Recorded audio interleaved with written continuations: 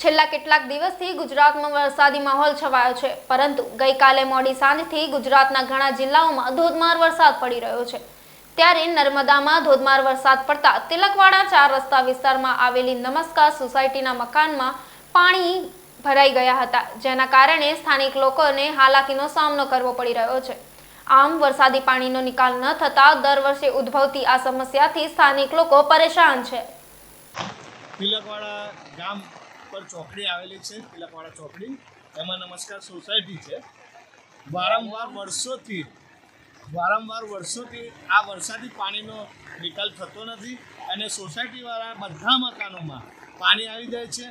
વારંવાર સરકારને રજૂઆત કરવા છતાં આરએનબી, જિલ્લા પંચાયત, દરેક શાખામાં રજૂઆત ગ્રામજનોએ કરેલું છે, સોસાયટીવાળાએ કરેલું છે, આજ સુધી એનું કંઈ પરિણામ મળતું નથી। ચોમાસામાં કાયમી આ સોસાયટીવાળાને તકલીફ પડે છે, જેથી તંત્રને જણાવવાનું કે આ સોસાયટીવાળા લોકોને ન્યાય મળે એવી આશા રાખીએ। ચોકડીમાં વરસાદ ચાલુ હોવાથી પાણી દુકાનમાં ભરાઈ ગયું છે। છેલ્લા ઘણા સમયથી તિલકવાડા ચોકડી પર વિકાસના કામોથી આ પાણીની જે જવા માટે જગ્યા હતી એ જગ્યા બંધ થઈ ગઈ છે। તંત્ર એનું કોઈ ધ્યાન નથી આપતું। હાલમાં બી મારી દુકાનની અંદર 4 ફૂટ પાણી ભરાઈ ગયું છે। મારી દુકાનમાં ઘણું નુકસાન છે, પ્લસ પાછળની સોસાયટીમાં બી ઘરોમાં બી પાણી ભરાઈ ગયા છે। બેંક ઓફ બરોડાના એટીએમમાં પાણી ભરાઈ ગયા છે। બાજુમાં અમારી વકીલશ્રીની ઓફિસમાં બી પાણી ભરાઈ ગયા છે।